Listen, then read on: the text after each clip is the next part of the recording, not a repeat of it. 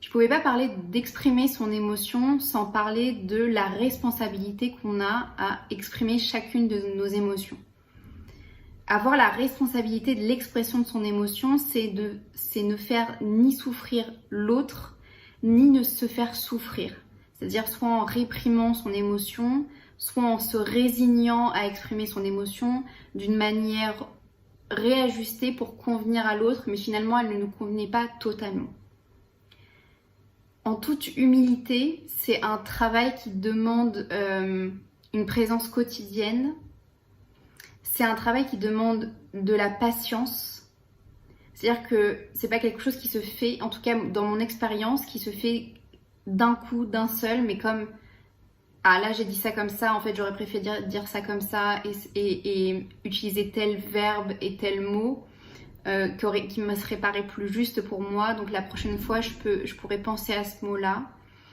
Et c'est aussi quelque chose qui demande du courage, parce que parfois il y a des choses qui sont inconfortables à exprimer pour nous et qui en même temps sont notre décision. Cette décision qu'on sentait intérieurement, qu'on avait l'intuition que c'était cette chose-là qu'il fallait dire depuis longtemps. Et que si on ne dit pas ces mots, si on ne dit pas l'expression de cette émotion, si on ne montre pas cette expression de cette émotion, ça serait comme se mentir ou mentir à l'autre. Et donc parfois être authentique, c'est aussi avoir le courage de oser dire ou montrer quelque chose qui va être inconfortable à vivre pour les deux personnes, mais qui est nécessaire. Dans ma propre expérience, je pense notamment au moment où j'ai décidé de mettre fin à ma relation avec Bastien, mon ex-copain, et c'était comme, je sens authentiquement, je sens dans mon corps que mon corps ne veut plus de cette relation, et je sens qu'il va y avoir beaucoup d'émotions à vivre pour ce moment. Et en même temps, c'est devenu tellement pesant, souffrant pour nous deux, j'ai besoin d'aller chercher ce courage et d'oser exprimer le fait que je veux mettre fin à cette relation. Et si je veux être dans ma vérité, si je veux nous respecter tous les deux, c'était ça en fait l'authenticité et le courage d'oser dire ces mots de Bastien, je veux mettre fin à notre relation. Et je vous dis pas ça pour faire genre c'est facile de, au contraire, je pense que j'ai mis au moins 1 an à avoir tout ce processus mais finalement la situation ne me plaît plus, à prendre conscience des émotions qui arrivaient à chaque fois qu'on parlait de notre relation amoureuse, à prendre conscience des comportements que j'avais de compensation, de rééquilibrage, des situations de souffrance que j'avais dans cette relation, et aussi à prendre conscience qu'il y avait des choses qui allaient bien, mais qu'il y avait que toutes les choses qui ne me convenaient plus avaient besoin de nouveau d'être écoutées, d'être respectées, et d'avoir comme une action en face qui était donc de mettre fin à la relation, qui me permettait de répondre consciemment aux besoins de mon corps et aux besoins de mon cœur. Donc quand on fait ce travail introspectif de reconnexion à ses émotions, qui se fait de manière quotidienne, en fait, pour moi, c'est pas comme ah bah c'est bon, j'ai travaillé sur mon émotion de la peur, donc c'est bon, je suis débarrassée pour la vie. Malheureusement non. Elle reviendra peut-être sous une autre forme, peut-être qu'elle demandera un autre besoin, peut-être qu'elle demandera une autre action, un autre comportement, une autre réponse pour répondre à son besoin. Et c'est comme une réflexion à avoir, comme un automatisme à avoir avec la connexion avec son corps.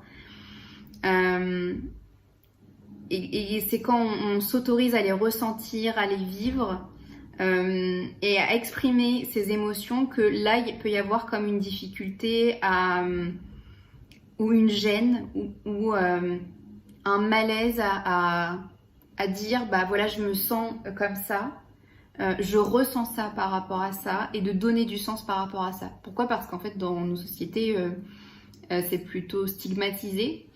Dans mon expérience, les choses qui m'ont aidée, c'est d'abord d'exprimer ce que je ressentais en commençant par des phrases comme je me sens comme, je ressens que, et de l'exprimer d'abord à des personnes qui ont, vous savez, cette présence, ce soutien, cette écoute indispensable, je trouve, dans nos sociétés d'aujourd'hui, et qui vont pas prendre votre émotion comme quelque chose qui va comme quelque chose qui va les submerger, les assommer, ou comme quelque chose qui va être un déversement d'émotions, mais qui va savoir juste écouter et contenir. Alors, peut-être que vous n'avez pas cette personne autour de vous, et c'est là où je te redirige vers les professionnels de santé, toutes les psychologues, les coachs, ou d'autres, les hypnothérapeutes, s'ils ont été formés. Dans chacune de ces formations, on apprend à avoir cette écoute, ce réceptacle, cette réception de l'émotion, sans que ça soit non plus quelque chose de maternant ou de quelque chose qui ressemblerait à je te sauve, je vais prendre ton émotion, vas-y donne-moi toute ton émotion et je vais y répondre. Non, plutôt c'est juste ok, j'écoute ton émotion, j'entends que tu ressens ça, je comprends que tu ressens ça, c'est ok que tu ressentes ça. Et c'est tout, juste écouter en fait la personne parler et potentiellement poser des questions. En fait, d'avoir une écoute, ce qu'on appelle avoir une écoute active. Donc voilà, si vous voulez vous entraîner à exprimer vos émotions, commencez peut-être avec des personnes qui sont proches de vous, que vous savez qui ont cette capacité de réception de l'émotion. Ça veut dire aussi que dans l'entraînement de l'expression de ces émotions, c'est entendre comment les autres expriment leurs émotions, ou alors les faire exprimer si les gens sont ok. Si vous avez des enfants, si vous avez un petit frère, une petite sœur, ou une personne qui serait un ami, ou voilà, quelqu'un qui serait proche de vous et qui serait ok pour apprendre à exprimer ses émotions aussi, ça peut être ok, lui dire en fait mais qu'est-ce que tu ressens en ce moment, plutôt de dire, vous savez, le banal comment ça va, c'est qu'est-ce que tu ressens en fait, qu'est-ce que ça te fait ressentir de vivre cette situation, et donc d'écouter, juste d'écouter ce que la personne va dire après votre question et comment elle va l'exprimer, et comment vous ça sonne chez vous, est-ce que ça sonne juste la manière dont elle exprime cette émotion, comment vous l'auriez exprimé, voilà, et donc autoriser cet espace d'expression de l'émotion. Concrètement, et pour exprimer son émotion, là je vais parler de la CNV, qui est la communication non violente. Et pour ça, je vais prendre le livre de Marshall Rosenberg, qui est la personne qui a créé la communication non violente. Je le mettrai dans les ressources si tu as besoin de le retrouver, il ressemble à ça. Et c'est vraiment un petit livre qui fait même pas 85 pages, donc vraiment il est très petit et en même temps tellement essentiel, je trouve. En fait, il explique à l'intérieur les étapes de comment concrètement je peux exprimer mon émotion sans blesser l'autre et sans me blesser moi ou me faire souffrir moi.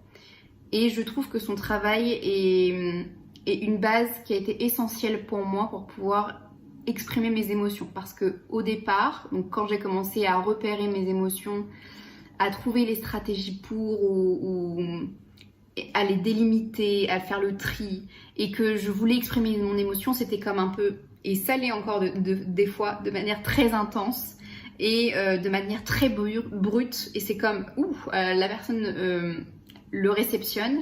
Et en fait j'ai compris aussi que l'authenticité, ça voulait dire pas forcément crier tout haut et tout fort d'un coup ce qu'on pensait, mais aussi être authentique avec cette partie de soi qui aime la bienveillance et l'amour de soi et de l'autre. Et donc comment en fait j'exprime mes sentiments. Et donc lui il donne 4 grandes étapes. La première qui est d'observer plutôt que d'évaluer, mais qui est dans la situation, j'observe par des faits ce qui me pose problème. Et c'est finalement le plus dur parce que l'humain adore juger, critiquer. Et pour ça, je vais vous donner des exemples que je trouve très bien faits, qui sont à la page 23 si vous voulez les retrouver. Il fait la différence donc entre évaluation et observation. L'évaluation, ce serait de dire « tu es toujours occupé ».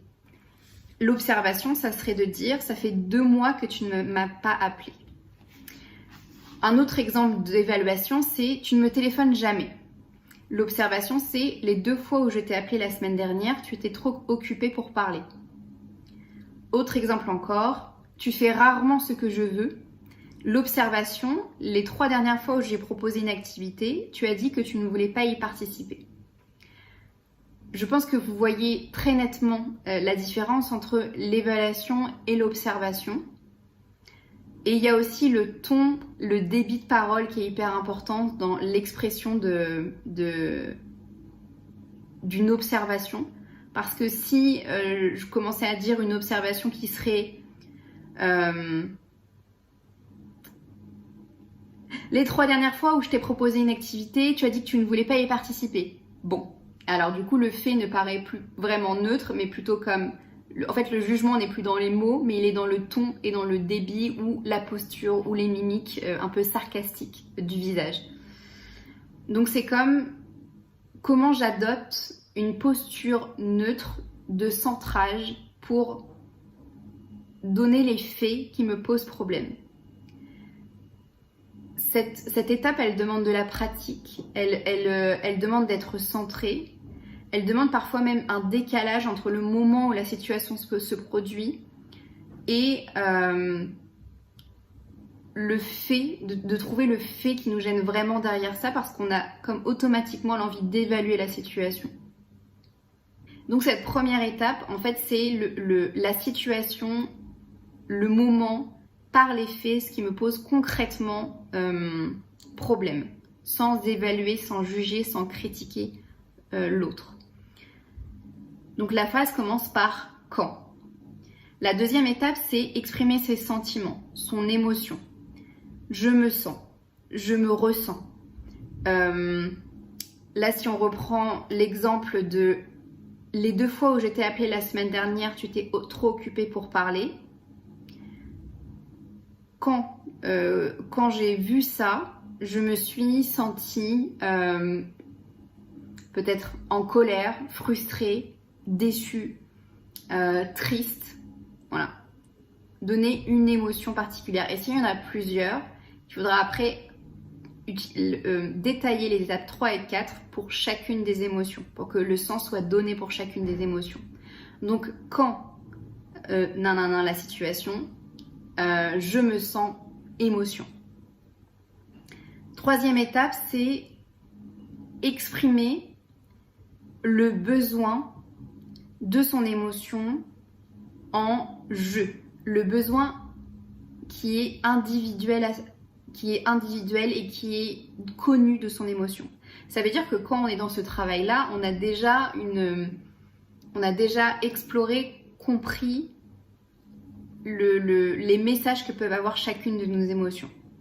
Donc, concrètement, là, si on reprend l'exemple, ça serait quand les 2 dernières fois où je t'ai appelé la semaine dernière, tu t'es trop occupée pour parler, je me suis sentie en colère parce que je me suis rendu compte que c'était important pour moi de parler avec toi, que c'était important d'échanger avec toi, de t'écouter, parce que je sens que nos échanges sont profonds, que c'est des échanges qui me motivent, qui me donnent de l'énergie après quand je passe des moments avec toi au téléphone. Et donc c'est comme j'ai été frustrée de ne pas pouvoir avoir notre échange habituel. Et ce qui est intéressant à ce moment-là, quand on exprime son besoin, c'est de voir si le besoin est bien individuel. Et que le besoin ne doit pas être comblé par l'autre. Dans mon exemple, là j'ai l'impression que quand je dis je me suis sentie en colère parce que je me suis rendu compte que c'était important pour moi de te parler, on est en train de dire à la personne que notre seul moyen d'être inspiré, motivé, énergisé, c'est de parler avec cette personne. Et donc on est en train de lui dire tu es indispensable pour combler mon besoin. Donc je pense qu'en fait mon exemple n'est pas tout à fait pertinent et tout à fait juste, ce qui est parfait comme ça, vous pourrez faire la différence entre ce qui est un besoin qu'on demande à la personne de combler à notre place ou un besoin réellement individuel. Dans ce cas-là, il serait intéressant d'aller se demander qu'est-ce qui finalement cette personne m'apporte à moi comme besoin individuel et pas c'est ma seule manière ou de rajouter. En fait, il serait hyper cool de rajouter dans l'expression de cette émotion de ok, quand les 2 fois où je t'ai appelé la semaine dernière, tu étais trop occupée pour parler, je me suis sentie en colère parce que je sens que nos échanges sont importants pour moi pour avoir de l'énergie, de la motivation. Je sais que j'ai d'autres moyens pour avoir de l'énergie, de l'inspiration, de la motivation. Mais c'est comme avec toi, je sens que c'est... je sais que c'est encore plus profond, que ça me donne encore plus de joie et que j'ai vraiment envie d'avoir ces échanges-là et puis que j'avais envie d'avoir de tes nouvelles sur ce sujet. Voilà. Pour avoir du partage. Voilà. C'est le moment où en fait on exprime ses valeurs, ce qui est important pour nous. La 4e étape, c'est demander ce que je veux. Après avoir exprimé le quand, l'émotion avec je me sens et le besoin avec parce que il est important de demander ce que l'on veut en langage positif et d'une manière à demander quelque chose plutôt que d'exiger la chose. En fait, la différence entre demander et exiger, dans mon expérience, c'était quand je demandais quelque chose, ça laissait comme un espace d'ouverture à la personne, plusieurs possibilités, plusieurs permissions, plusieurs autorisations. Ouais, de la liberté finalement.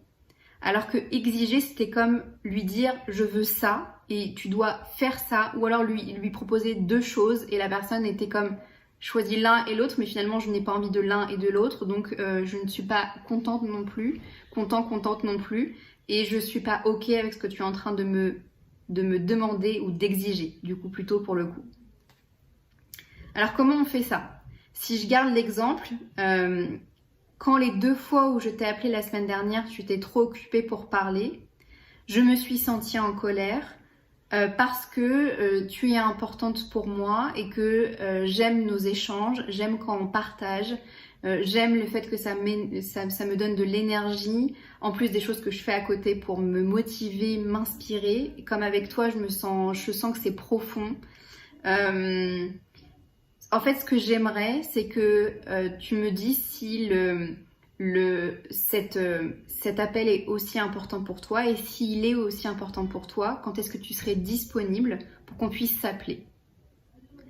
Et vous voyez comme ça peut être différent que la simple phrase « tu me téléphones jamais ». Voilà. Et c'est comme on donne en fait du sens à une émotion au départ qui, oui, ressemble à de la frustration, de la déception, de la colère, à quelque chose qui est où en fait on est en train de dire à la personne mais t'es importante pour moi, ce qui est le message de la colère, hein. T'es vraiment trop importante pour moi et ça m'a frustrée qu'on s'est pas eu au téléphone et j'ai vraiment envie qu'on échange parce que nos échanges sont importants pour telle raison et j'aimerais ça parce que c'est important pour moi de répondre à mon besoin.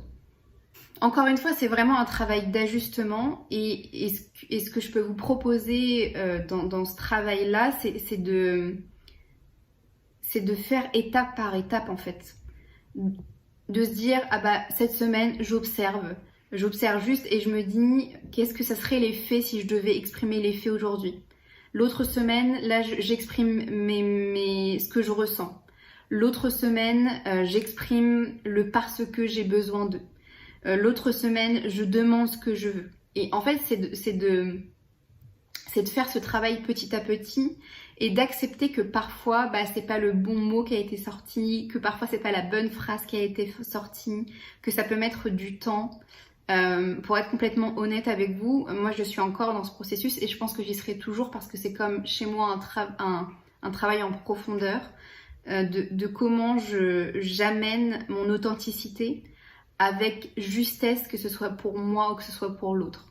Donc ça peut mettre du temps Et ce qui est cool, c'est qu'on peut quand même voir qu'on avance parce que parfois on voit, on entend, on ressent qu'au lieu de s'énerver et d'avoir crié très fort et d'être devenu tout rouge, mon cas, et ben en fait on a exprimé plutôt son expression d'une autre manière, qu'on a été plus calme, qu'on était moins rouge que d'habitude, qu'on a moins crié que d'habitude, qu'il y a des mots qu'on ne disait pas avant, qu'il y a un ton qu'on n'utilisait pas avant, qu'il y a une posture, un centrage qu'on n'avait pas avant.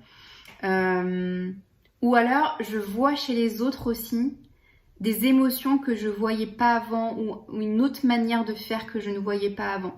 Et c'est tout ce travail de conscientisation et d'action de petits pas par petits pas qui fait qu'il y a ce travail d'exploration qui se met en route et qui est comme un cercle vertueux dans la découverte de notre monde intérieur et dans la découverte de son vrai soi, de ce qui sonne vrai chez nous.